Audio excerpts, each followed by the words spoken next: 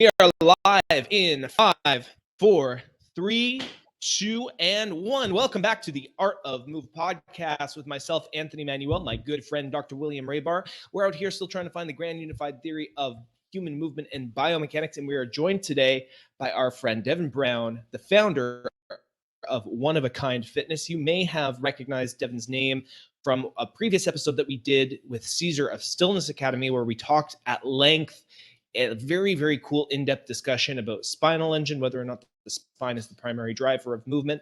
Let's not get into the logistics of that because we have a whole episode on it. But today we're talking to Devon specifically about his fitness philosophy, what one-of-a-kind fitness is. We're going to get right into the nitty-gritty of his understanding of movement and biomechanics, the developmental phases of human movement, and how he seeks to train it and optimize it for people. And a question that I asked another coach recently, and I kind of really enjoyed this question as a segue into the overall fitness philosophy, is in terms of movement, in terms of biomechanics, what do you see as some of the major problems that people experience in their bodies biomechanically? And what's your approach to trying to fix those problems? What's the most prevalent issue that you see biomechanically happening in people? What's up, guys? How's everybody doing? Thanks for having me back, first of all. So going on that question, what I see kind of biomechanically wrong with a lot of people, or just we'll go with like traditional training and things like that, and the adaptations that happen from that. What I see is that we train in these very concentric dominant patterns, right? So if you look into the gym, yeah, you can see someone doing an eccentric curl, but what you always have to do is the concentric squeeze with all of these movements, and they tend to dominate everything that you do in the gym. When you do this, to me, what happens is the body will try to make that movement more efficient by actually bringing those attachment sites a little bit closer, right? Let's say you squeeze your glutes all the time. You are just 300-pound hip thrusting, driving your hips, your glutes are squeezing. Your body's going to think, how can I make that more efficient? Well, let me just turn the femur out a little bit, because that shortens that attachment, shortens that muscle. Now I can actually get more of that contraction out of there. But what does that actually do is it starts to ruin our movement patterns, right? The shorter those muscles are, let's just say your external rotators in your leg, the shorter they get, when they can't, let's say, flex while they are lengthened and hold that flex without shortening up, your body's going to change how it moves. Your feet are going to start turning out more. You're going to start walking more, duck-footed, even though ducks don't walk like that, right? All those things are going to start happening to you. And it's going to cause we'll just say like trickle down, trickle up effect, to where everything starts breaking apart from there. You start to compensate to achieve all these different things that you're trying to do, whether it be just moving around, sitting, resting in a position, or lifting weights. Anything you do is going to start to compensate to assist you to do the action you're trying to do, right? So to conclude all that, really, I see a lot more of this behavior where we don't look at muscles as these adapting things. We don't look at the body as much of an adapting thing that can change its structure to make what we're doing easier. We tend to just look at it like, oh, I'm just making that muscle build bigger. But are you, right? Is squeezing that muscle as hard as humanly possible actually the driver in making that muscle bigger? Is it really making that stuff happen? Or is that really just what we think, because that's where we're all driven? More strength, more lift of the weights, and I do things better, right? Well, I'm with you on that. Everything is driven towards hypertrophy. Even automatically, our lens is like, we need stronger, bigger, more. I'm a chiropractor, and my patients even come in with that. It's like, I need to strengthen, I need to get more muscle.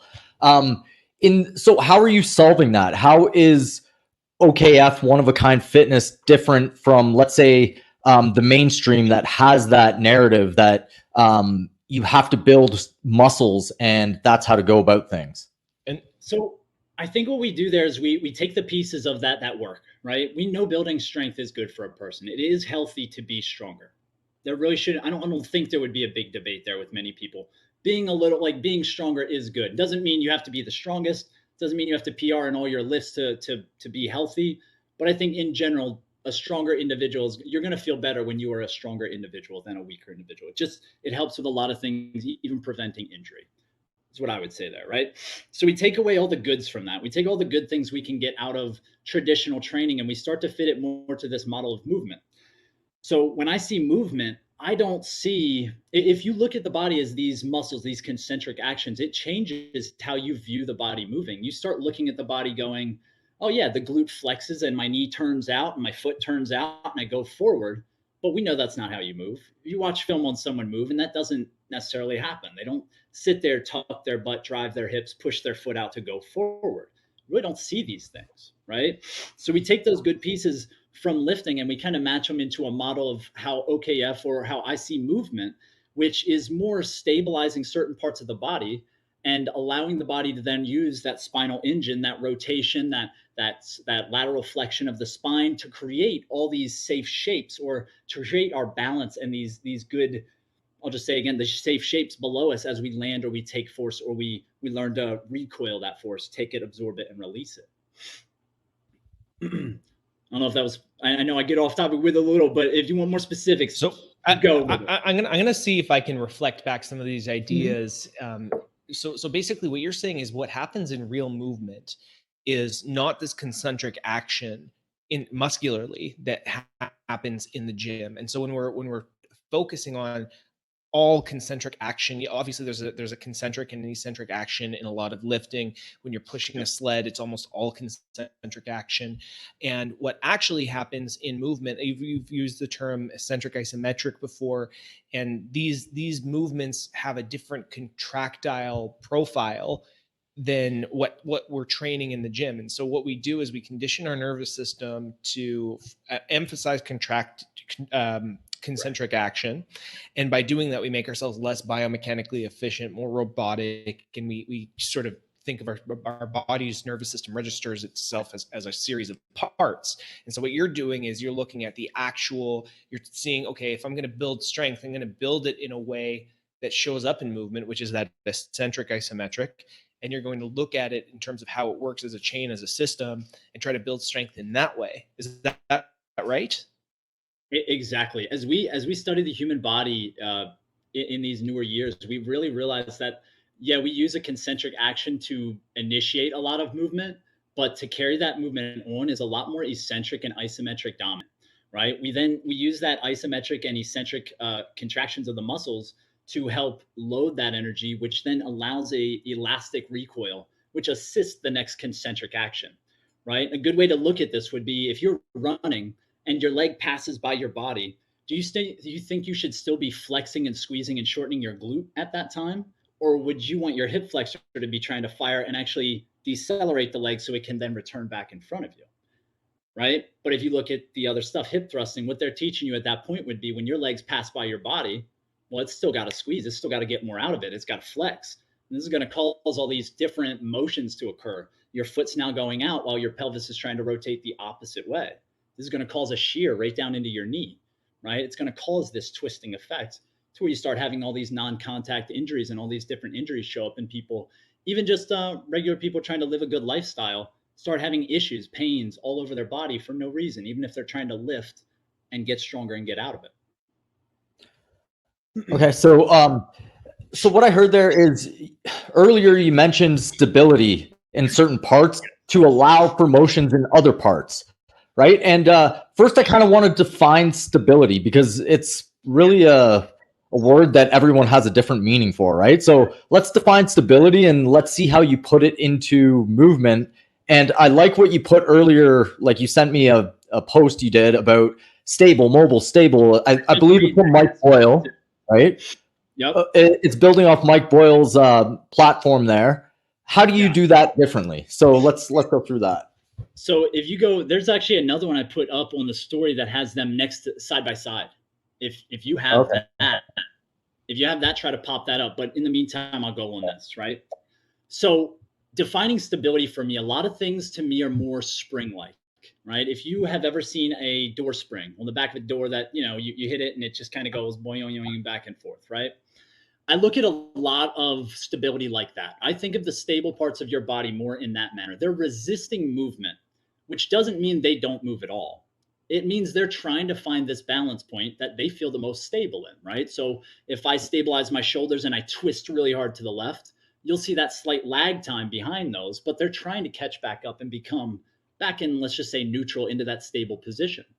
So if you kind of look at this model, if you want to if you want to run through this, we'll go like, let's say I look at obviously you can see here a big difference is the LPH, right? Your lumbopelvic hip complex, which is this big, there you go, which is this big chunk in the middle, right? Your pelvis, your femur attachments, your hips, and your lumbar there. I look at this more like if I stabilize two joints, then the joint between those is going to become stable on its own, right? So let's just take that lumbopelvic hip complex and the foot. You've got two circles there saying stable. If I create good stability through these, it doesn't mean they're never going to move, right? Stability, lateral stability specifically, allows for more efficient rotation, meaning if I don't sway left and right, now my body can rotate better or more efficiently. So if I make them stable, they're now able to rotate, right? Which means we have a stable knee that can move left and right while it's stable and can go through flexion and extension. The mobility aspect of it would be the flexion and extension. You need a knee that can go straight and bend, right? I don't think many would argue that either. It doesn't mean it's going to be like your number one focus on a person, but it does mean that that's something that should happen. They need to be able to bend and straighten the knee. It helps for optimal movement. But at the same time, if you don't have a stable hip or a stable foot, it's going to cause that knee to then become loose. So now you can flex and extend, but it's probably off track. And when that happens, you start getting all these different issues. Patella, you get tendonitis, you get patella tracking disorder, you get all these different issues that start coming up, even meniscus injuries, just because your knee isn't tracking right. And then how many steps a day do you take? How much movement do we really do? It's a lot. So it adds up. Any questions there? Yeah. So, okay. So right off the get-go, yeah, the word stability always gets me, right? Because I do agree with you, and I see this all the time, that most people shift in laterally in their hip when they're stepping. It's a major issue. And when you have that, you can't get the overhand smooth motion of the actual pelvis because it's just shifting laterally, right? Exactly. So is that what you mean by that? So, yeah, exactly. I'm basically, when I say stabilize it, think of it as if you're looking at a person straight on, you're stabilizing them left and right. So that allows your body to have this movement here without shifting left and right. Now, when you run, you're going to see some shifting because there's a lot more forces happening. But that doesn't mean you're going to be trying to shift your body. We want to almost resist the shift so that our body can rotate and handle, load, react, and come out of that, right? So yeah, 100%. The definition of how you define stability is huge. To me, stability means finding its strong point. Most of the time, this tends to be where every muscle can connect around that joint. Think of tensegrity or think of co-contractions around a joint, right? So if I can create the anterior tib and the posterior tib on my foot at the same time to activate, it's going to help me maintain an arch while at the same time allow me to pull my foot upward. So I'll have more range of motion while maintaining an arch in my foot, right? This is a co-contraction. It's also a way to help teach ankle stiffness. It's another word that people hate, but stiffness means resisting deformation. It doesn't mean not moving and being a stiff pole. It means you resist deformation. It's what a spring does. You push a spring, it resists deformation, it comes back out. It's the same thing. If it gets overly compressed, a spring deforms, right? Same thing happens with lifters. You lift too much weight, you don't use your springs right, you get deformed with things. And vice versa. You lose all your tension. You pull a spring apart too long, too often. You do a lot of stretching. I hate to say it because I'll probably get a lot of crap for it, but like yoga and things, it can cause a lot of deformation of your body and cause your body to then move in compensatory patterns, which, builds up. You got injuries, you got hip replacements just because you're walking around. It's a big issue. Yeah. So yeah, that's the definition of stability. And in that case, would mobility just be the ability to through a certain range of motion without having that tension and that pull in those ranges of motion? You want to have a more freedom of movement, that basically deformation is not even maybe a factor that you're considering because you can move through without worrying about it. You can think of deformation kind of like compensation, essentially. Like someone who doesn't have proper internal rotation at their hips, when they squat down, their back's going to round sooner than someone who has really good internal rotation and let's say can open up their glutes and sit into that pocket, right?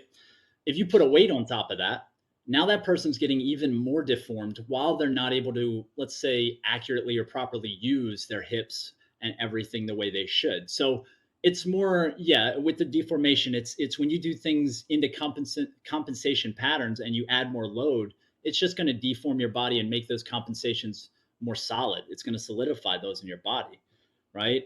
As for mobility with this, what you can see here a little bit, I wrote next to the model, is that in between two stable joints creates a stable joint in itself, right? So if I stabilize my foot and I stabilize my hip, then my knee becomes more stable, right? This is, let's think of a way it can be unstable would be sitting in a leg extension machine.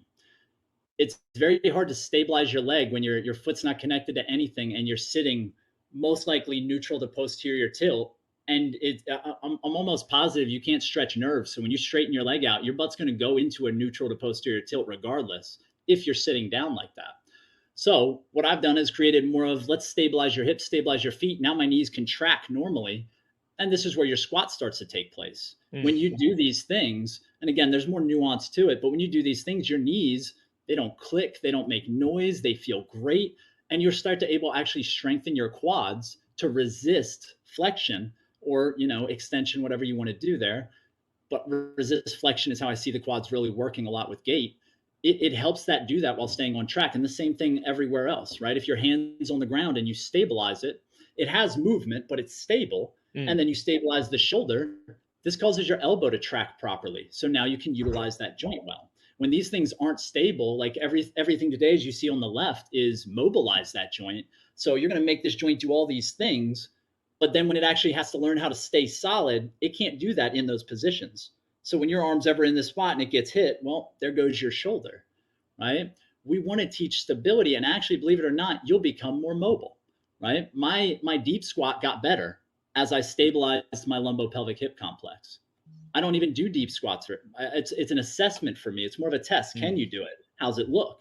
What compensations do you take to get there, right? Can you activate? Are you stable? What can you do down there? These are the things I look for in that. But when you just sit there and do that all the time, if you think your lumbar doesn't stabilize, you sit down, you round your back, and you repeat this process over and over, and you do some twisty things in there, well, you're just making those compensations worse. You're exacerbating every little issue that you've already got down in that lumbopelvic hip complex. And it's not really making you more mobile. Believe it or not, it makes you worse. Would be why I think lifting, people get stronger. Why do you still have to do mobility and flexibility? If that lift was how the body worked, you'd get better at that lift. You'd automatically be able to be better at that lift. That's how it should work. You wouldn't lift, then you have to kind of go the other way and do this stretching so that you can do that lift well again. Right. Well, Will and I were just talking about, doing these banded stretches and all this like foam rolling and stuff to prepare for a heavy squatting session, which like if you're squatting that frequently, it should almost be second nature to you should just be able to drop into a squat without having to warm up and separate your hips with a band and do all this stuff, right? So one of my questions about your definition of stability here and stabilizing this lumbopelvic hip complex is, when you're stabilizing something, how do you think in terms of range of motion? Like, do you think of stability through range? And how would you train that necessarily? Because when I think of like shoulder stability, I think of the ability to resist forces in different ranges, possibly. But I also, I always defined mobility as being able to access range through and have strength in that range, that the control and stabilizing different end ranges. So how like, if you're stabilizing your lumbopelvic hip complex, how much range in that ball and socket joint are you allowing for? What does that stability look like? So real quick before I go on that, I want to touch on the squatting thing real fast, because this is something that always pops up into my head through the years, right? Is how come some people can do it, not really get injured from it, and still have great patterns, right? Barry Sanders, great example. Barry Sanders squatted 500 pounds like on the regular. Many articles written about this. How can he do that and others can't? I don't like the idea that some people are just born where they can't break that movement pattern kind of deal. But it makes you wonder, maybe he was pushing in a different direction than someone else. Maybe he was stabilizing his pelvis by pushing outward with his feet, just dropping straight down, knees were going forward, butts tilting out. He was not thinking, oh, I got to get my knees out. Oh, I got to take this. I got to brace this. I got to do this. A lot of the times back in the day, lifting was just lifting. You just grab the weight and do. So there's a lot of variability in there, and it makes you start to think about these things. How come some NFL guys lift a ton of weights? DK Metcalf, right? Man lifts weights all the time. I think he's lifted since he was 10, but his patterns look really good when he runs pretty smooth, not all the time, but they look better than most who's lifted as much as he's lifted. Maybe there's just more to it than people think with that. And it's like, okay, maybe if you did something a little different, you stood up with your butt back and out instead of standing up and tucking it, things like that. It just makes you question some of those things, which is a cool thing to touch on. But now I'll get right into the next one, right? So we were talking about how do you know how much range of motion if you're going to create that stability in the joint? I look at it like when you create stability, it allows for you to have an active range of motion to an extent, right? The further away from that you get, the less force you can handle in that position. A lot of this goes back to like science stuff, to where we have this 90-90 cross section of our muscle fibers, right? With the filaments and things like that. A lot of our joints find strength and find safety in these 90-degree angles, because that's where most of those fibers can cross and connect. So to me, I look at it like once you get stable in that position, it gives you this playroom. So let's take the knees, the hips, for example, right? We're going to stabilize the lumbopelvic hip complex, which means the center is the most stable and the outsides are the least stable of that complex. So the upper part of the lumbar, as you get up there, has more movement than the lower part of the lumbar, right? The pelvis shouldn't have much shifting side to side. It's more rotational. And then you get to the femurs, just like the lumbar, they have a little more playroom. So they're stable, but they're able to move side to side, let's say to a degree, without destroying other things.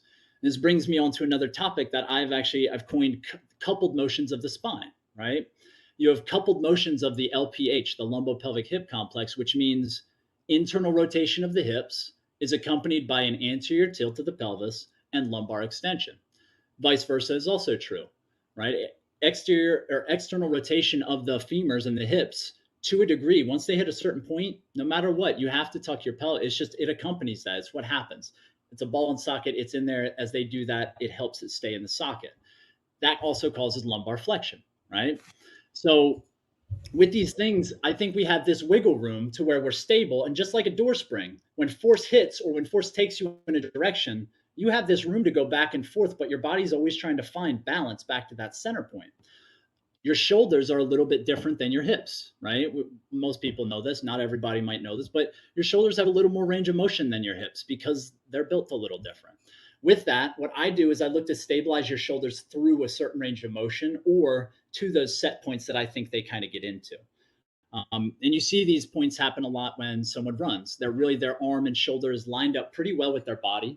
They have really good stability and co-contraction around the entire shoulder, which then allows for them to turn and take force and allow that to start almost being a byproduct of that motion, right? You see the spring action happen.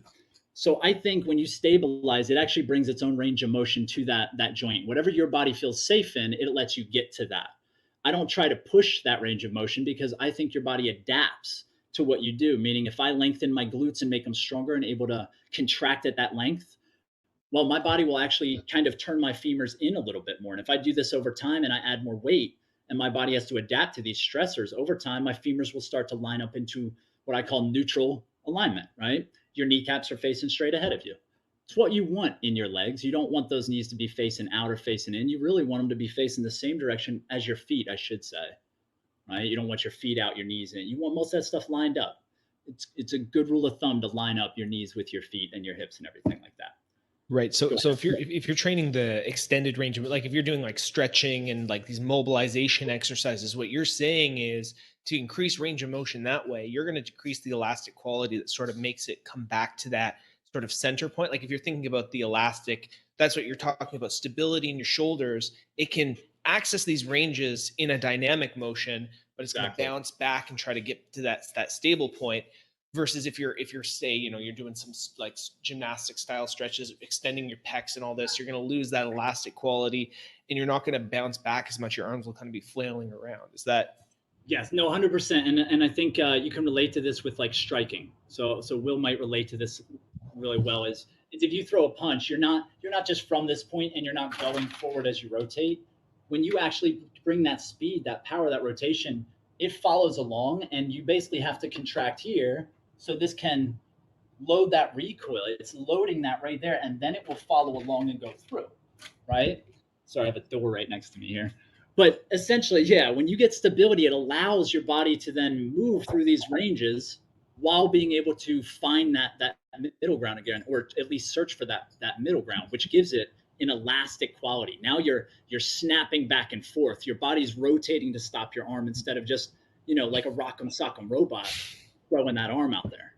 So the middle point, like when you're saying get back to center, are you talking specifically of the ball inside the socket, or are you talking of the whole complex itself? Like, let's say we're talking about the shoulder, glenohumeral joint, or the whole complex? No. I would say more the whole complex. So I don't want the ball in the socket to actually move around in there. I want it to be able to do what it does while it feels stable and it's not actually banging around on everything, right? So when I say that, I mean, like, if I stabilize my arm and then I were to turn left and right really fast, I'm not actually trying to create that motion. It's just happening. And eventually, if I stopped, it would stop too, right? And that just allows our body to utilize that, let's say, more efficient movement. You can store energy and release it nonstop. And again, remember, a lot of this relates to gait. Of course, you're going to utilize these attributes in other things, but my training is all about the gait. So if I can make your body optimal, to me, we were designed to walk, to jog, to run. The functional patterns hit that right. I think that it's run, throw, kick. You got to be able to do these fundamental things, maybe even a little more to that, like squat and lunge and things. But I think all of that can be byproducts from that gait. So if you can get pieces of that gait pattern and you can then rep those out the right way, you can create the right adaptations that you want in the body. It improves all these other things, right? So a quick example of that is kind of how I talked about the deep squat. You can look at like a baby. A baby never gets taught how to squat, but after it's done crawling and it stands up, they squat pretty darn good. But they've never practiced it, right? They've never had to do any actual thing to do that. They just crawled, and then it came natural to them, right? And then that'll build us into something else as we go through this conversation. That was one of the comments we got in the chat here. Was Efren was saying he thinks that traditionally we think of mobility as segmented motion, whereas, correct me if he's wrong, you look at mobility from a global full body tensegrity point of view. So for example, you wouldn't look at shoulder mobility without also looking at the hips, low back, and so forth. That was one of the comments from the audience here. Oh, definitely. And I kind of wanted to steer the conversation towards something that you just brought up there, where you talked about having the deep squat be this byproduct of stabilizing your lumbopelvic hip complex. And one of the things that you say frequently on your Instagram page, and that even your followers tend to echo back, is this idea of training the attribute and not the byproduct. And that's one of the most interesting things that one of the most fascinating things, the thing that kind of got me thinking the most, because oftentimes we can have these supplemental effects or these byproduct effects of our training that and the example that you used at the beginning of one of the main issues with mainstream training is that we're doing this concentric focused, and the byproduct of that is that we're moving like shit. We're moving like robots. Like we're too segmented. So when you're talking about like in your own words, how do you feel people are training byproducts more than attributes? And then how do you look at training the attributes versus the byproducts? All right. So real quick, before I touch on that, the joint thing, it just came into my brain a little bit to help with this, is think of it like traditional training will give a lot of people, they'll say they need thoracic extension and external rotation of the shoulder. A lot of people are going to need that, right? I don't think they're wrong. I think they go about it wrong, but I don't think they're wrong, right? I think a lot of people do need more external rotation, but I think they need to be able to do that external rotation while their chest is active.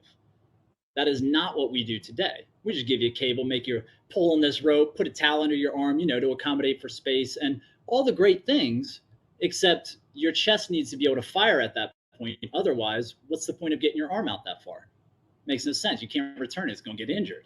So I just think we go about a lot of things the wrong way. With me, stability would be almost balancing out your internal and external rotation to a point where your muscles can stay on both sides of that spectrum. So if it gets pulled one way, these are able to fire with all this force to return it, and then vice versa on the other side. Might clear that up a little bit with that joint. let's go with a specific example here. Let's take two parts, the hip and the shoulder.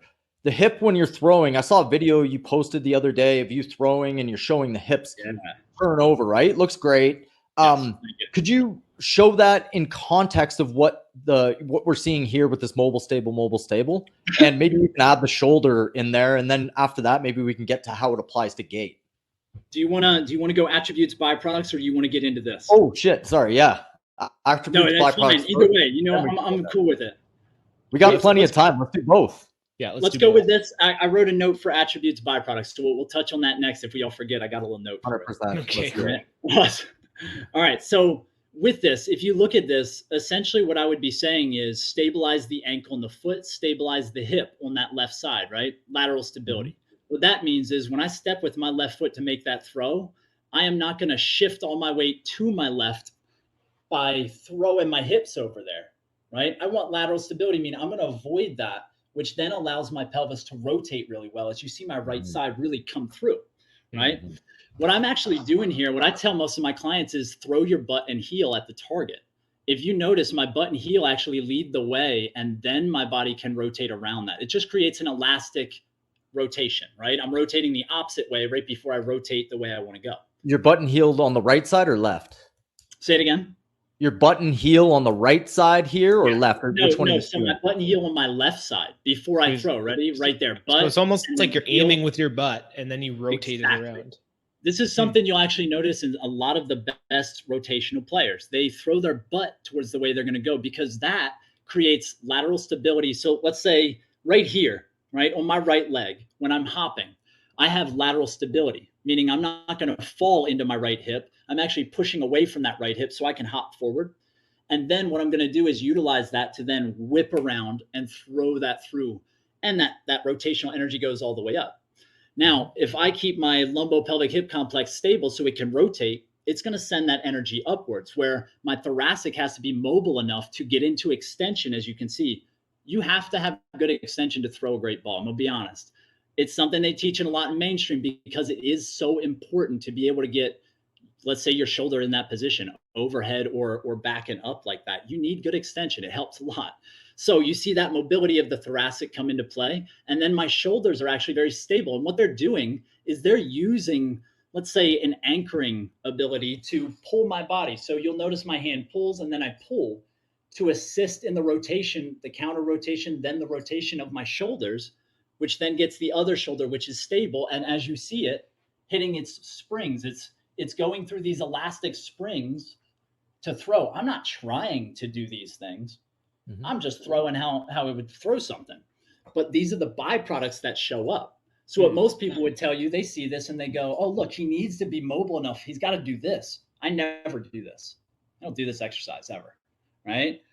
I don't do those things because once your shoulder's stable, it knows where it can go. It just feels safe in these motions because it's holding on to that spot where everything feels very connected. But it still's got this playroom. You see, it looks like I have great internal rotation of my arm. Boom, and then great external rotation as it throws through, right? Right. So a person would look at this and think, okay, you have really good thoracic mobility, you have really good external and internal rotation of the shoulders. And an example of training the byproducts of that would be they would go and do some cable work and start doing the external rotation. They try to get the shoulder extension trained. And what you're saying is if I stabilize my shoulders and I'm using it elastically anyway, I'm going to have that mobility show up. I'm going to not have to, train these byproducts. So what are the attributes? How would you train the attribute of shoulder stability to be able to maintain this type of quality? So really the attributes would be stability and mobility. If you think about it in that term, I'm teaching the attribute of stability into the shoulders, which allows it then to follow through. Now, if you've looked at some of my page, you might see this product I have that's called the OKF Reactive Ball. More or less, it's a handheld ball that's 1 pound and it's got sand in it, right? It's not completely filled, so you can actually feel that sand move around in that ball.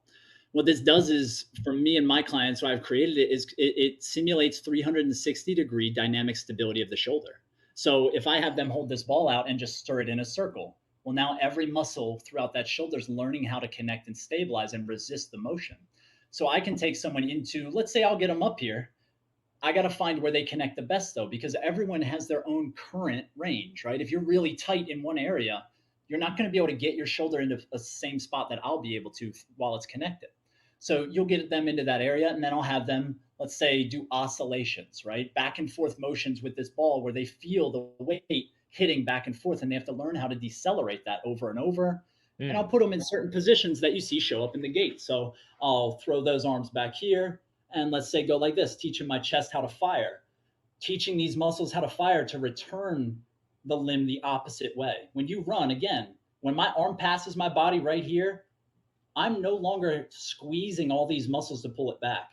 It's going back because I'm moving forward past it, and it already pulled all the way up here. It got recoiled back from that direction, right? So I don't think you have to do all those other things. When it comes to training the byproducts, you really look at right here, my head falls outside of my foot. That's a byproduct of the force I'm creating, that I'm throwing and I'm rotating. I'm not going to train myself to be outside my foot. I'm not going to do that ever, but you'll see it here because it's a byproduct of force, right? Other byproducts of force you might see is how far back my right arm actually goes into external rotation. I don't need to train it all the way back here.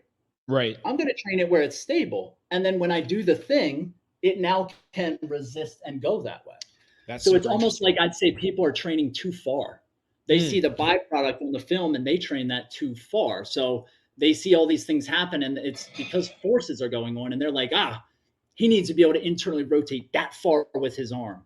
No, you don't. I'd say you probably need less than that, and it needs to learn how to fire properly and stabilize. Then you'll get a lot more whip action out of that, and you won't have the injury.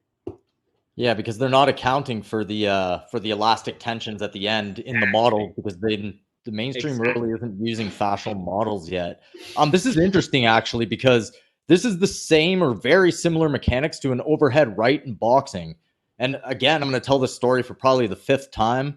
Overhead right, I'm landing in, what I would say a go to bow to make it easier, right? And I automatically got power from my right hand by just being balanced in that, and I guess you would call it stable, in that left foot, right?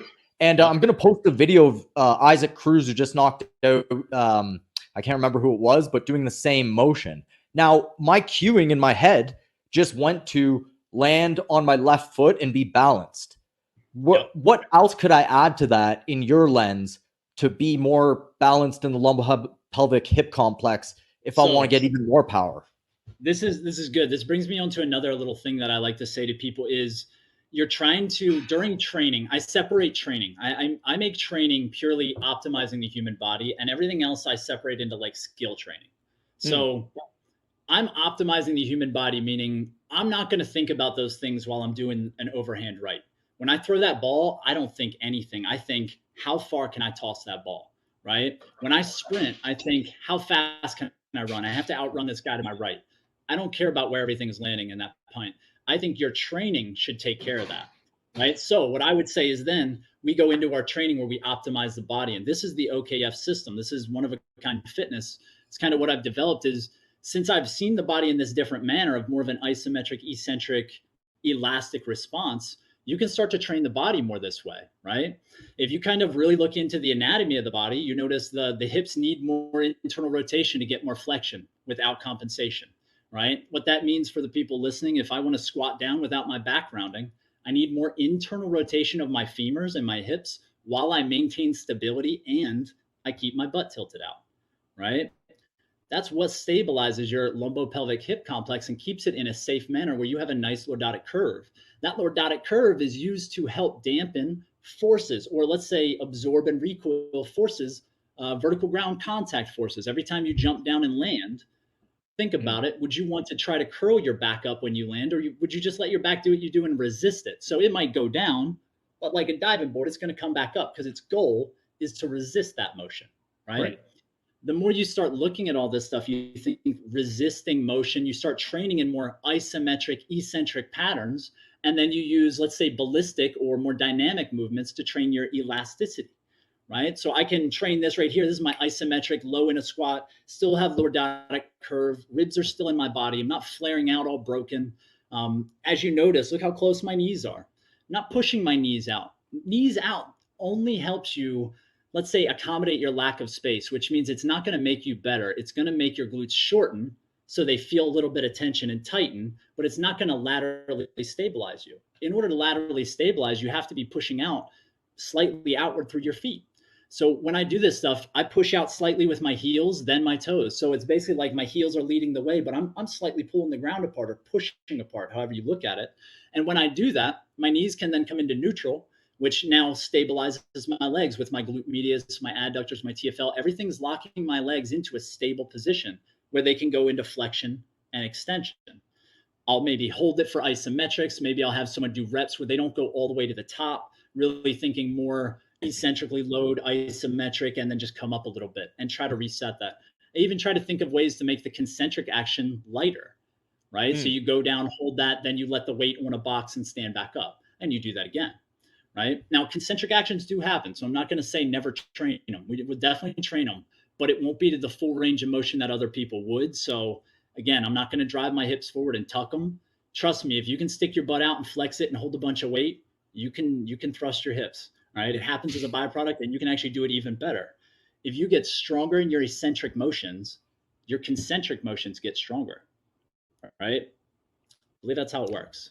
I like that. And how did you even in terms of just conventional strength training, like you see that happen with powerlifters doing overloaded eccentrics. One of the fastest improvements when I was powerlifting in squatting, for example, is I'd overload about 110, 115% of my 1 rep max, and it would just lower it as slow as I could onto the pins in a squat rack. And you don't do it often. I was just doing eccentrics. And I was holding it at the bottom for as long as I could, and then I'd let it go. And then it do that once a week, and it exhausts you. Your nervous system gets fried doing that. 100%. So think about that. I mean, how much that fries you. They tell you not to do that often when you're a lifter, right? The eccentric stuff is like, keep it minimal because it fries your nervous system like crazy. Well, so imagine what I'm doing here. I am getting my nervous system to rewire hard with this stuff. It is teaching my body like this is the new way. I think of a lot of things like this. I used to power clean. I was a football player. I did like 300 pounds, almost died, right? Almost dropped the thing on me and all that stuff. In order for me to change what I changed, I have to do two things. I either have to wait for my strength to get low enough to where I can start to get other things stronger, kind of build back. Because when you go full neural drive, when you sprint, your body will do what it feels safest.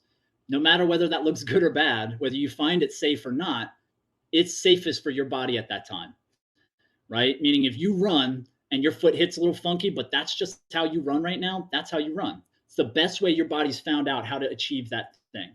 You can't just go, let me change that by running like this. You'll end up causing another injury. It's just like hurting your ankle and starting to limp.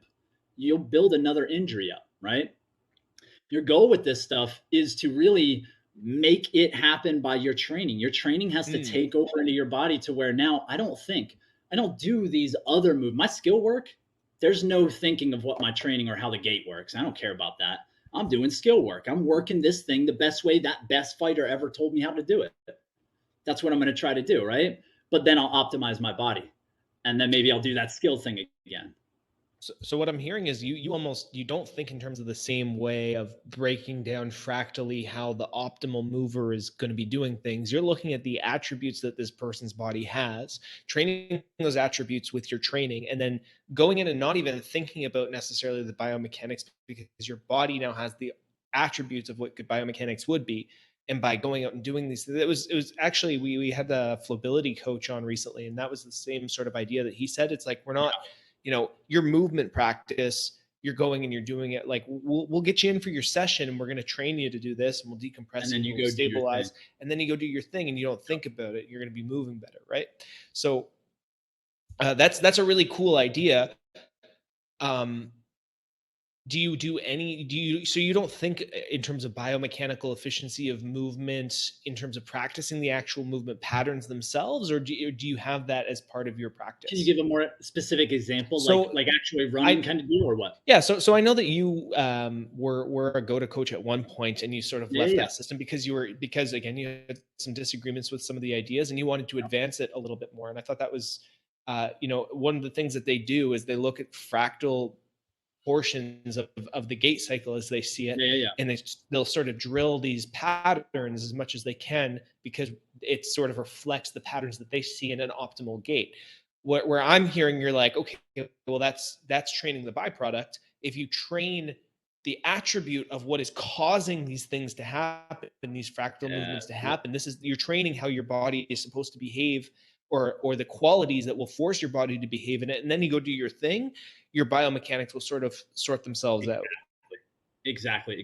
Now, I'll say, obviously, I was influenced by Goda. When I was a Goda coach, they got a lot of gold. Listen, they look at things different than other people, which is a big deal. That's one of the biggest problems we have in the industry. And I say we, but I'm not really in the industry as much, but people get stagnant. Nobody wants to argue. Nobody wants to cause a little friction, but that's how you kind of make progress with this stuff. So I won't completely toss them under and say, like, I hated this and that. They were nice to me at the time.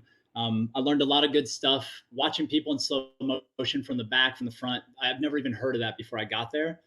Some trainers or lifters out there had started to recognize that, but not really, not put it into practice. There's a lot of good stuff there. But I think that's where that falls off, is you can interpret that run many different ways. And that's where you can interpret a byproduct versus an actual attribute, right? Quick example of this would be with my theory, right? The hips are stable, which means I want your femurs to be stable with your pelvis. Everything faces the same way. If my belly button or my hips joints are facing forward, my kneecap should face forward. As soon as my pelvis turns that way, well, my knees should try to turn with that, right? And I think this is where it causes a lot of confusion with people. So if you see someone running, and you may call it a bow, which is fine, it's a good shape to recognize what's going on there. But what I think people get confused is, what is actually happening there? Are you actually twisting your knee out to produce that? Or are you trying to stabilize your leg and go forward and it just happens? Are you trying to twist your knee inward and that happens? I would say neither. I don't think you twist your knees in and out. I don't think that's a smart thing to do. I think they twist because other things twist.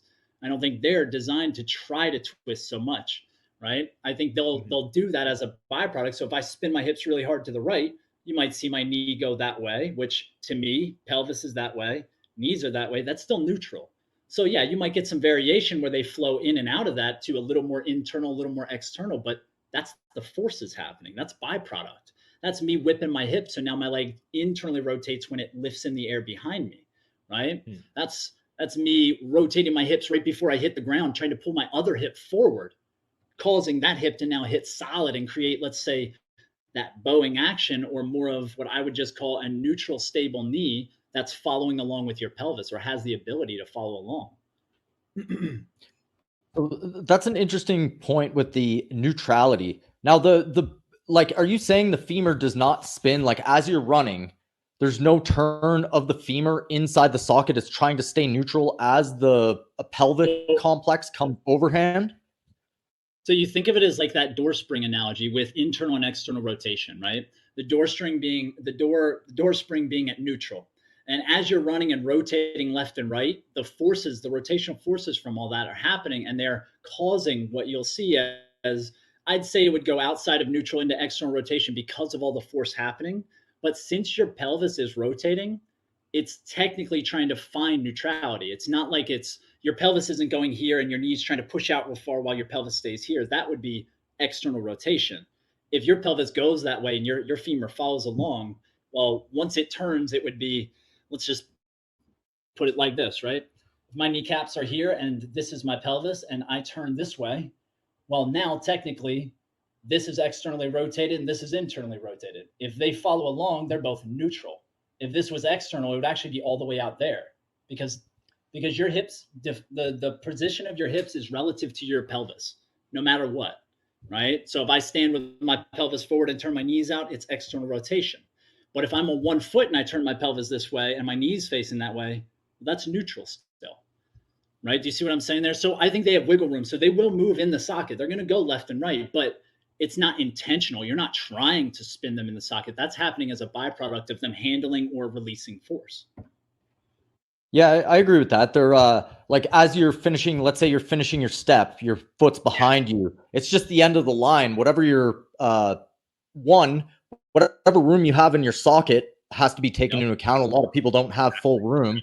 And then the second is, the soft tissue is at its greatest length, and it's just going to come back, Exactly. right? And it's going to spin everything with it.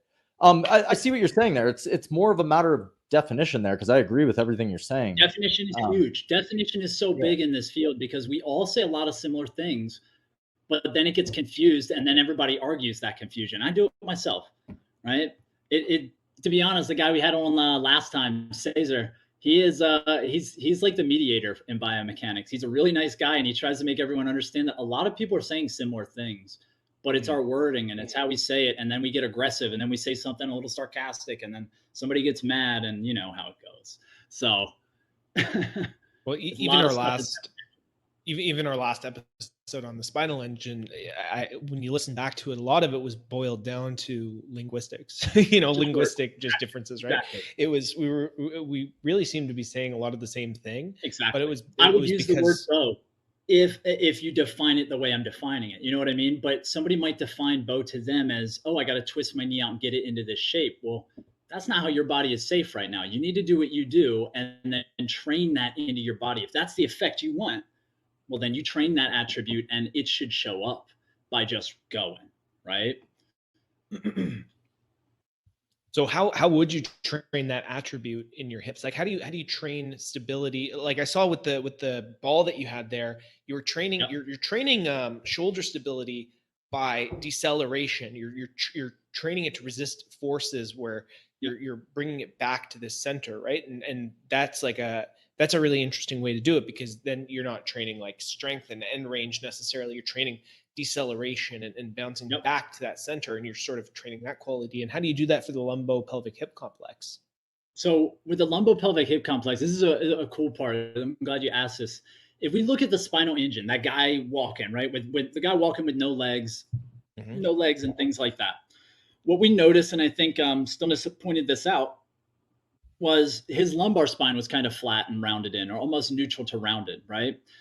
My whole theory with this would be that when we get our limbs, we use them to help stabilize our lumbopelvic hip complex. You see this in a baby. A baby comes out very rounded, a lot of flexion going on. They have a lot of external rotation, honestly, a lot of mobility of all kinds, and a lot of flexion of the spine, right? So you see at the bottom there how his spine, he's got no lumbar curve really. It's kind of way higher up because, well, it's kind of hard to get a lumbar curve when you don't. I am seeing a lumbar curve there. Like, maybe where are you not seeing a lumbar curve there? The line. Yeah. So I would say he doesn't have it higher up, or I'm because saying I am his seeing lumbar a curve slight looks more like pelvis, in his tilt. so his lumbar has more of a it's more of in his thoracolumbar junction. So it's shifted up a little bit to where it's still in that lumbar, but it's higher up, just because he can't get his butt to, let's say, till he'd probably, I don't know where his nubs or what are at, but he might be too far forward on it or whatnot, right?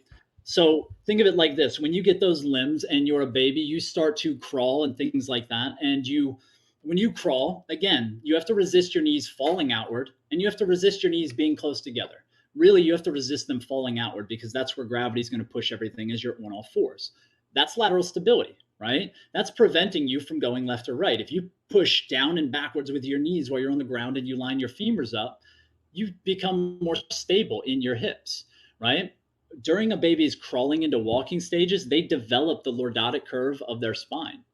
I think they also develop the lordotic curve of their cervical spine too, right? So in this, I looked around for a lot of research, and there's not much out there on how they do that. It's just kind of a phenomenon that happens, I think, is what they say at this point. But I would say, well, they use their arms to stabilize their shoulders. And they do a lot of this tummy time where they're looking up. So you stabilize the shoulders, which makes the cervical more mobile, and then you can move your neck around better, right? The same thing happens at the hip level. They start pushing the ground apart as they try to side flex, right? And move that leg forward, or in their relative position upward, because their chest is facing the ground, right? So as they're doing this, they're laterally stabilizing as they're picking these things up. And if you look at that motion, as they pick that leg up, that's really I won't say internally rotated legs, because it's relative to their pelvis, but it's a lot more internal rotation than people think, right? It's not like their knees are way out to the side and their feet are close. It's more like they're learning how to wrap their leg up around their body so that they don't use a flexion extension strategy of their lumbar. They use a side flexion strategy. to move their body, right? The difference between walking and tucking your butt over and over and walking and having your hip pick up a little bit. It's a big difference. So I think they develop that stability while they're doing that, right? And that starts to develop that spine a little more, or that stability. Then they stand up. So now you have a stable pelvis in that position and you stand up, creating more of this lordosis through that lumbar, right? Now we can utilize that same motion and that same stability while we walk. And it's a baby, again, pushing apart, their butts out, they're stacked a little bit in front of that, their butts behind their upper body, essentially, because they're stabilizing the same way they did on the ground, right? The positioning of your pelvis changes how your muscles work. Think about that for a second. If you have an anterior tilt, your glute medius does more lateral stability. If you have a neutral to posterior tuck, your glute medius does more, I think, abduction or external rotation almost. So the relativity of your pelvis changes what your muscle function is. So if you think of a baby doing that, right, he picks that leg up, that's bringing that thing up and in right on his body. It's like abduction of the hip so you can accompany the internal rotation to get right to neutral. And then he picks up the left side of the body. And that left side picking up causes all the shapes on the right side to happen, right? So this is where you start thinking isometric and eccentric actions again. If I pick up my left hip, well, that causes my right hip to push downward. And then as I rotate and stand, it causes all these other shapes to happen because of rotation. Babies, in my opinion, do more linear movement or more two-dimensional. They're using a side flexion as they're going forward, but their chest faces the ground. So that's not really 3 dimensions. They're not rotating into the ground so much. It's more side to side while they're stable, right? Head stays in that center more because the neck can move, but the head wants to be in that center. Then as you stand up again, you utilize all these things. So what I do is I take all that and I break it into pieces and I teach you how to stabilize your hips in the same manner. So I might get you into a position down on your knees where personally, I don't put any weight on the feet. I don't think babies put a lot of weight on their feet because when you put weight in their feet, their knees take all the pressure. When you put weight in your knees, there's a great example. I love you guys bringing these up. A great example is when you put pressure in or weight into your knees, it puts all the pressure into your hips. Well, where do I want everything to always go? I want it in my hips, right? No matter what position I go into, I really want to be able to get my hips and stabilize them things to utilize my body the way it should. So what I'm doing here is I'm doing that. Think I'm changing my center of gravity. I'm moving around. I'm doing these things, but I'm keeping all of that weight on my knees, not my feet, so that my hips can always learn how to handle and stabilize and be in that good position, right? And you teach this from the ground up. Once you get them stable there, they start to move better. You get them standing up and you do the same things. And you just teach these patterns in the body and then you strengthen them.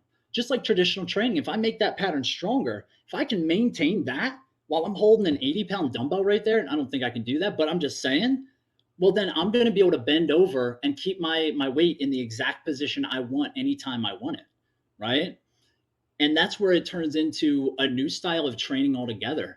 I'm not against lifting. I just think you need to lift a certain way, right? I think you need to do these things in a different manner that lines up with how the body moves and not how you lift better.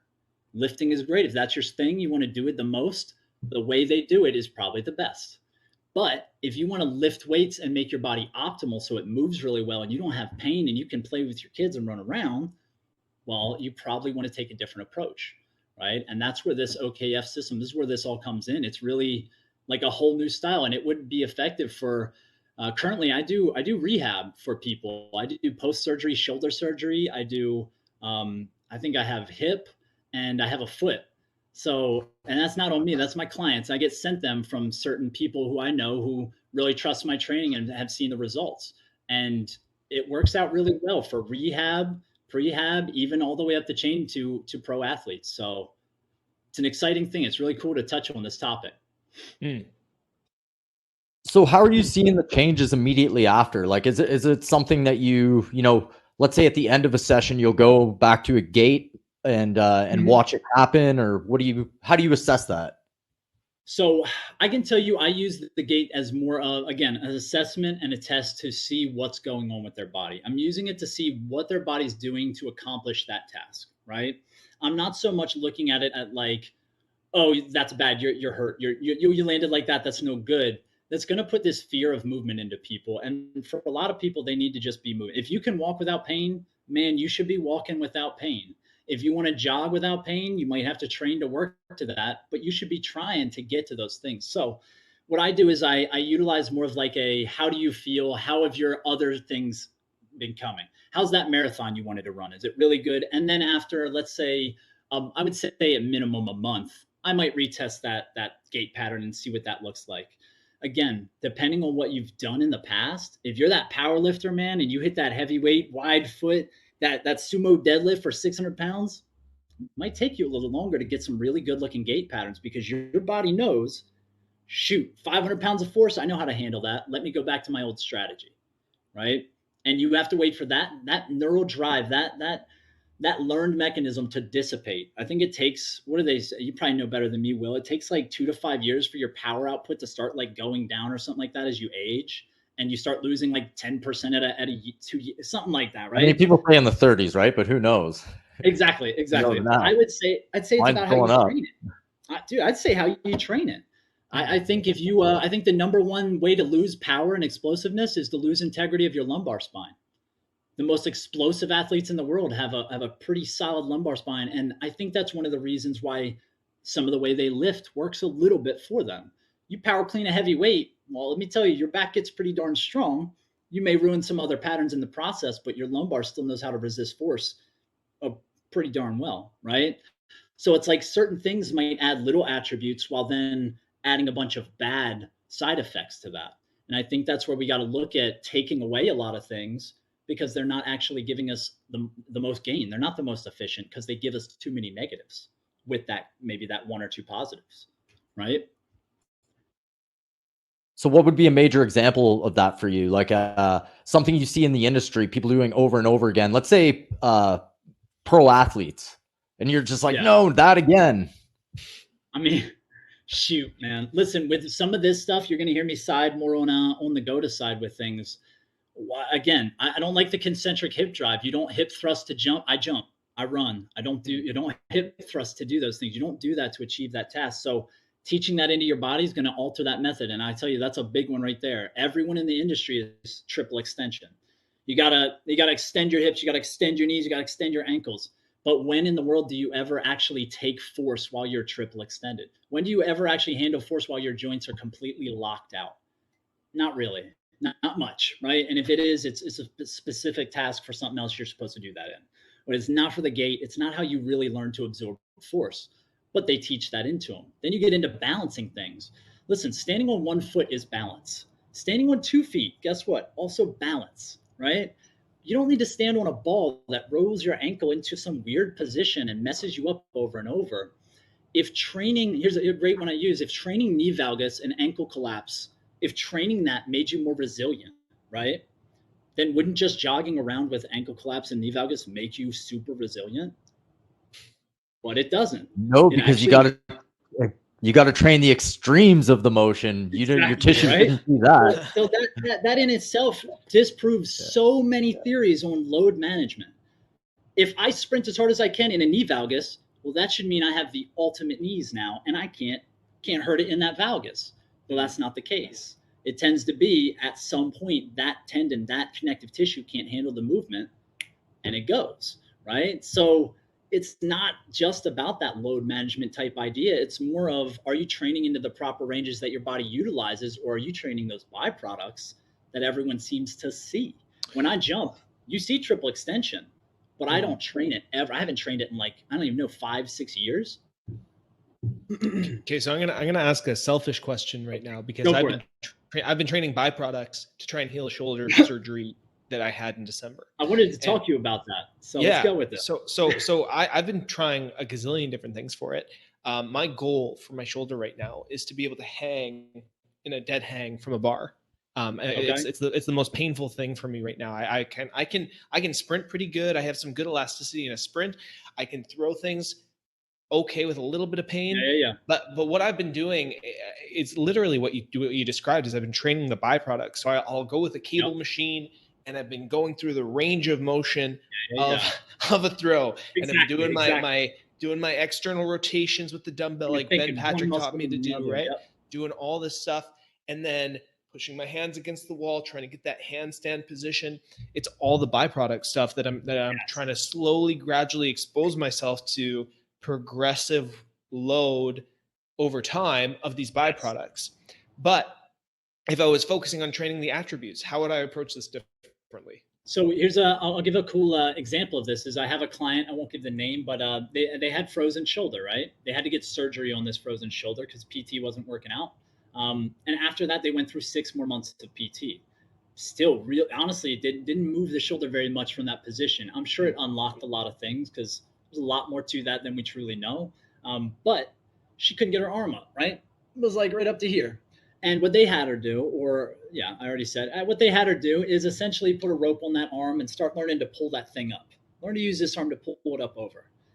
So if you think about that, they're teaching you how to get more mobile without actually activating any of those muscles, right? So it's great. She can pull it up here in this rope, and I can tell you she's wincing in pain, and she's like, if I let this thing go, it might just drop my arm. We have not done one single thing overhead, and I've increased her overhead reach by probably 7-8 inches. These are byproducts again, right? If I teach someone to stabilize here and then I stimulate these muscles and I teach your lat and your chest, your pec, and I teach your trap and then the whole shoulder complex how to fire in this tensegral model, well, then your body gets stronger and it feels safer. And when your body feels safer, it lets you go a little bit further, right? So then you can get up here and do it. And then the next time you start doing this, you're like, dang, oh my God, my chest never fires here. And now I can go further. And I would start taking you into these certain ranges. Now, most people, believe it or not, I don't take them up.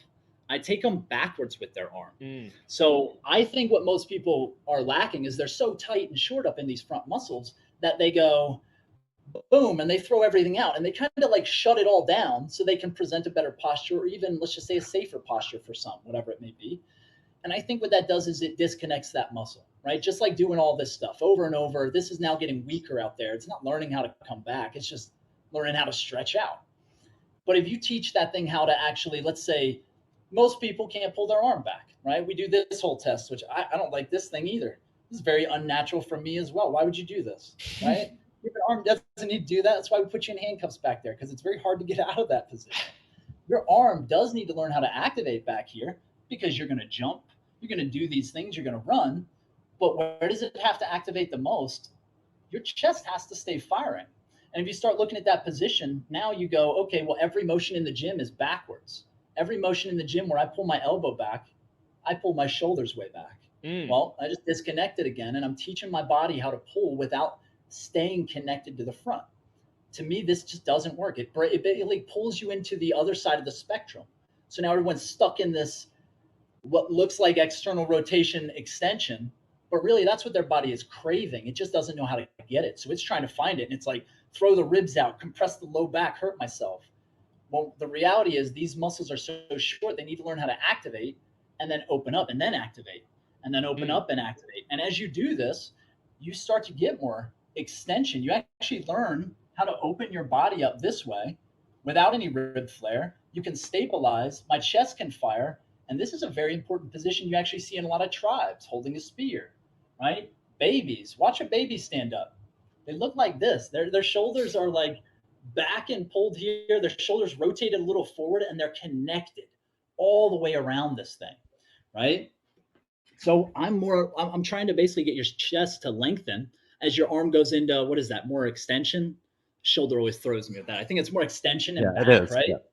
Right. So then I'm stretching all this tissue that is so tight and pulled up here from all of this, and I'm teaching it how to basically lengthen out while I maintain thoracic extension, but still have that power to come from that position. Because if you look back at the industry again, they're doing certain things because science is not wrong about everything. It's got some points in there. Thoracic extension is helpful. Most really dominant athletes have great thoracic extension, right? They may compensate. Some may compensate more than others through their thoracolumbar junction and throw their ribs out. But most of them, watch them jump, man. They're like touching the ball to their feet and they're crushing it, right? And then we go, man, I want to get my arm up there. How do I do that? Well, I tell you what, they didn't sit there and do all these weird things to get that way. They probably, let's say, crawled more as a baby, didn't get put into an instrument that stuck you in the middle and made your feet walk around while you were being stabilized by a machine or equipment, right? Maybe their parents say, you got to walk everywhere. You can't just ride that thing, ride the bike, ride the bus, sit down. You got to practice your patterns. Maybe these things came into play a lot. Maybe then they had laterally stable hips. And when they went to squat in school, they didn't say, do this. They just went, yeah, put that weight on here. Boom, down and up. That natural athlete who shows up and just lifts more than everyone, but he's not lifting to get that way, right? It answers so many questions for me when you start looking at the body more in this way, this new view, right? So with that, Anthony, yeah, I would tell you, I think you need to learn how to activate your chest while you bring your elbows more behind you. And you need to learn how to let your shoulder, because you're probably disconnected like most of us, where we reach our shoulder out and we think shoulder out, when really your shoulder works more. If I keep it in the range of motion, it's going to want to go back here to anchor like I'm lifting something, or it's going to want to come back here to anchor like I'm about to explode forward again, right? And if you extreme that, yeah, you're going to see the byproduct maybe of all that force happening, but that's not what your body's doing. Your body went left or right, left, which means boom, and then the body pulled back this way, and look where it put my arm. Back in that position to re-pull my arm back, right? And it just changes your whole view in training when you're like, okay, well, how do I do a row now, right? How do I do some of these exercises? And that's where it's not as much a byproduct in that term. It's more of like, how do I create a row where you keep your chest active? How do I do these things? It's very difficult. It's what I spent years doing, trying to fix my own shoulders, because my shoulders were pretty screwy from all the freaking rotation I had to keep doing. Right. I played baseball, football, all that stuff. And they just kept drilling more of the banded knee, push your knee out to get better in that squat, do more of this rotation. And I'm like, man, I'm getting worse. Like, what's going on? I lift all this weight. I just tore my hamstring trying to run. What's happening? Right. That's kind of what took me down the whole path of like functional patterns, WEC method, go to alternative biomech, right? That's what we'll call it. Alternative biomech. That's our niche. Yeah, right. Exactly. Okay. So what I just heard from the shoulder there is very much what I do, but I came at it from a different angle. How do I put this? Like, I look at it like the other day, I don't know if you heard the podcast with the handcraft, and we were talking about I'm listening to it. Okay. But basically we were talking about boxing. There's an arm drag. You rotate your chest, your arm follows. Okay. And it's basically like you're dissociating the shoulder with the chest. The chest rolls first, the shoulder goes second, the arm whips out, right? You can also do the opposite if you really want to, though, and bring them both together if you want, right? There's options there. Before, when I was in, the stability world, I'm a chiropractor. I'm like, okay, external rotation, lots of stability. They all go together. When you're backwards, your shoulder blade comes back. When you're forwards, your shoulder blade goes forward. And there was no model in between of the actual motions like you're swimming, right? So that sounds like you're kind of marrying the models between stability and movement there, where you're basically describing the engine almost of the shoulder in motion. Is that true? Yeah. You got to think the engine of that shoulder in motion is really like the byproduct of all those things happening, right? If your arm is stable in that shoulder and it's trying to assist the shoulders in counter rotation or whatever it may be, exactly. It's just assisting in that movement and helping all of that by staying in those proper positions with the scapula. So you can get, like, when you throw that punch as hard as you can, what do you think is more important? How much you can actually push or how much you can stop that arm? Stopping the arm is going to be more for safety, 100%. And so you want to teach deceleration before I don't stop it. Rate, right? Yeah, his face stops it, right? No. It's a circle. Boom. Push, pull. Like a whip back. Whip back. But the other arm's assisting. It's like push, 100%. pull with both sides of the body, right? 100%. I like a push-pull type idea working in unison, essentially, right? A good way I describe this is some way I teach the shoulders to work better in a push-up. I don't teach a push-up like normal push-ups. I teach it almost like, how do I put this? It's like a muscle-up while in a push-up, okay? So I think you learn to use your shoulders while you crawl by pulling and then pushing almost simultaneously, right? You reach up a little bit as you rotate, you kind of pull, and then as you go, you feel the chest connect and you almost push the ground away from you as you rotate to the next one, right? So to me, it's like a push into a pull. And I teach it that way, almost like you're going to drag your body so you can learn to attach certain muscles that feel really safe in the shoulder.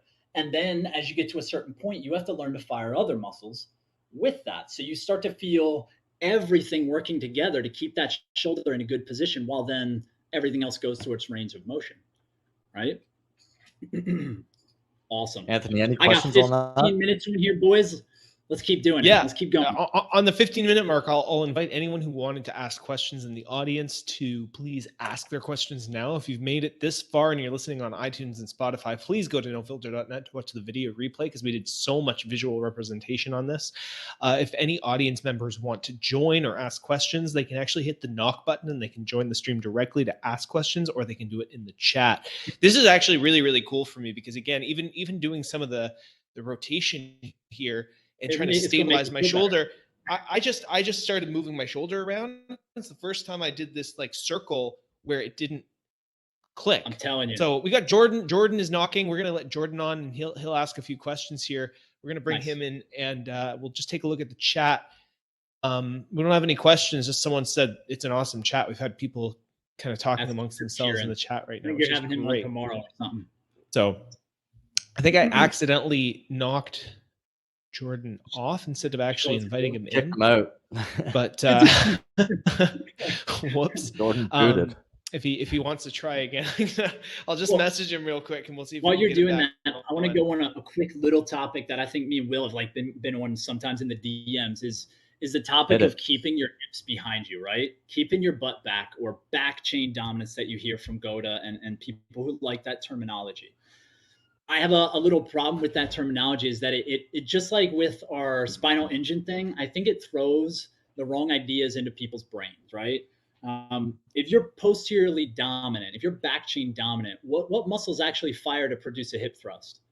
It would be your back chain, right? So in order to keep you in your back chain or utilizing those muscles more efficiently, you actually need more of your front chain from the hips. Let's say from the hips. Okay, let's go into it. We'll get on that. We'll go into that one. That might just be like a spark a debate for next time type thing. Totally. Well, we are going to do a follow-up. What's up, Jordan? How you doing, man? What's up? How are you guys? Doing so good. Doing great. How you doing, Jordan? Doing very well, man. It's good to finally meet you. Friend, right? Yes, sir. The name. I thought I saw that. Yep. Cool. What's your question, right, Jordan? So you know what? It's funny, when I was doing my Go to Lab weekend, I actually brought up Devon and I asked all the coaches like kind of what their side of the story was, and because I didn't know anything back then, and so I was just curious. But it's been interesting coming back and interacting with you and seeing your side of the story and all that stuff. But I have one main question, and that is, do you specifically disagree with any of the global laws?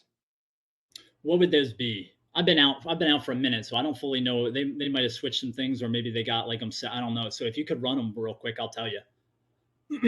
Specifically, like your columns, your back chain dominance, landing head over toe, all that good stuff. So if we gotta define this and make it like all relative. So if we're talking about someone running and we're assessing their gait pattern, then I'd probably agree with most of those laws, right? I want your head to land over top of your foot. I don't want you to be, I mean, the columns thing is tough for me because it depends on your movement. But again, a straightforward gait, yeah. Why would you want your feet landed in other places, right?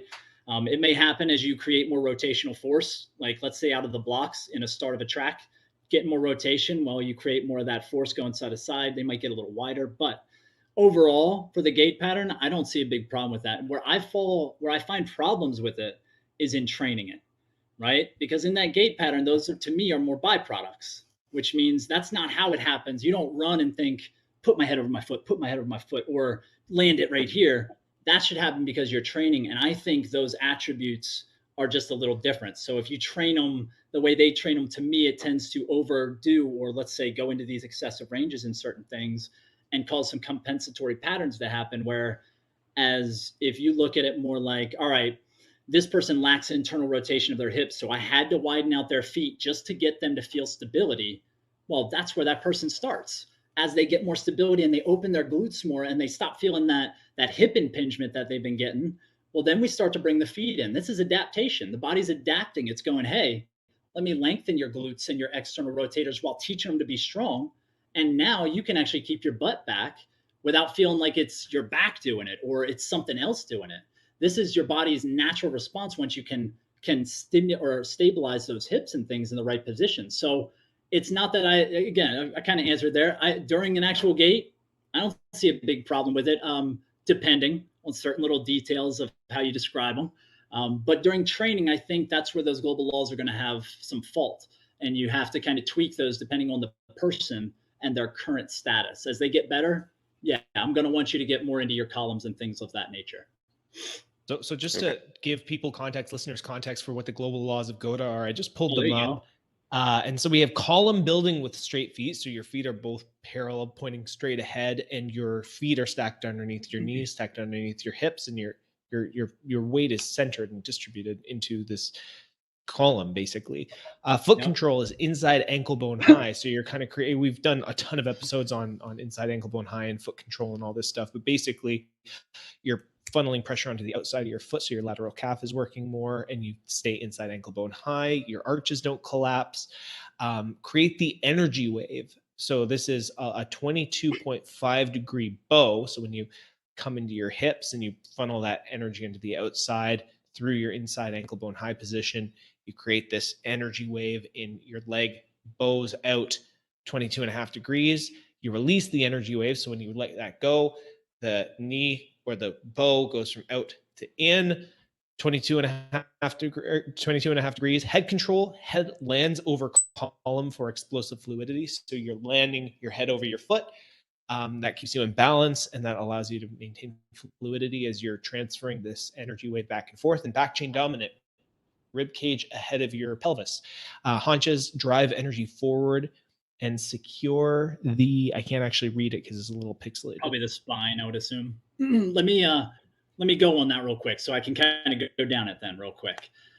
So a lot of this stuff I feel are byproducts. So again, if you look at a run and you go assess it and you're like, bam, these are checking off that list, depending on how you define a bow and what it may be, awesome, right? But I don't think those things happen because you try to do them. For example, I don't think you use the outside of your foot because you try to use the outside of your foot. I think if you train a neutral ankle that has good stability, when it takes lateral force, which has to happen when you rotate and hit the ground, well, your ankle's then going to go more to that outside. It's not going to crack inward so much, right? So it tends to be more of a train attributes, not byproducts for me. And I think they just start training those byproducts. But overall, if you took those to an assessment, yeah, I don't like someone running all funky, but I'm not going to change how they run while they're running. I'm not going to tell you to put your head over your foot while you run. I think that should happen because your body's working right. It just tells me your body's not working the way it should. Does that make sense? Oh, absolutely. Yeah, I think it's the concept of like conscious intervention is really hard to get. And I think that my own perception of my movement has been so far off that even when I went into the GOTA system and I went through the coaching certification and all that stuff, I'm still perceiving things in a not the most efficient way. So, okay, cool. I appreciate it. I can wind up. Yeah. And I actually have one more question and then I'll shut up. But cool. I think that you have cadaver science at one end of the spectrum here, and then you have like movement coaching and GOTA at the other end. Do you think it's important for us, and do you think it's kind of like our responsibility as the next generation of movement coaches to sort of bridge that gap and bring the two worlds together so that we can kind of unify everything instead of having them be two separate things?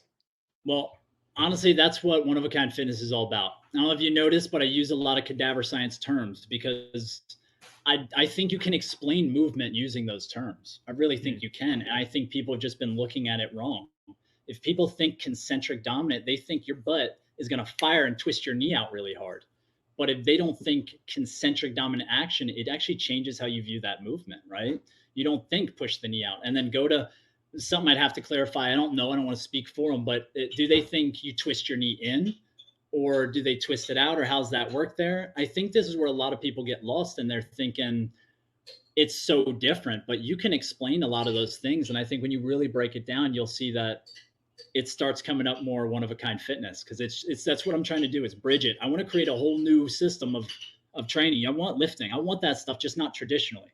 You're just going to change how you do it to match the body so that you start feeling better, more mobile, more flexible just from doing those things. Right. So yeah, 100%. I think we need to integrate. We got to do that. Fighting each other back and forth, it won't get us too far. It helps to spark ideas, but you got to advance at some point, right? We got to go through that. Great questions, Jordan. Thank you. Yeah, I agree completely. I do think that, and I think that any system always needs to be challenged in order to grow. So I appreciate you ask putting questions, yourself dude, there constantly. and doing all that. Thank you, sir. All right, thank you for having me on. Absolutely. Well, take care, guys. This was an awesome episode. We're gonna wrap up just because we all got to run at this point. But thank you so much for listening to The Art of Move. Thank you, Jordan, for hopping on and asking questions. Devon, man, this has been an absolutely illuminating episode for me. I'm really, really stoked. We'll definitely have you on to talk more stuff, because I feel like even as a room full of biomechanic nerds, you know, we can cover a lot of ground in an hour, hour, close to an hour and a half, but we're just scratching the surface here. So, you know, let's get together again soon. To anyone who's listening on iTunes and Spotify, you can check the video replay out on nofilter.net. My name is Anthony Manuel. I'm the host who stores all of these content videos in my vault. And thanks so much for listening, guys. You can follow me at The Body Moves on Instagram. You can follow Dr. Will at The Art of Move. And you can follow Devon at oneofakind_fitness on Instagram. Is there anywhere else that people can check out your work, Devon, if they want to work with you? You can check out my website. It is oneofakind.fitness. Pretty awesome little domain name there. And then as we get going through this week, I plan on putting out some actual programs that people can start looking at online and start and sign up for, and get a big thing rolling with this.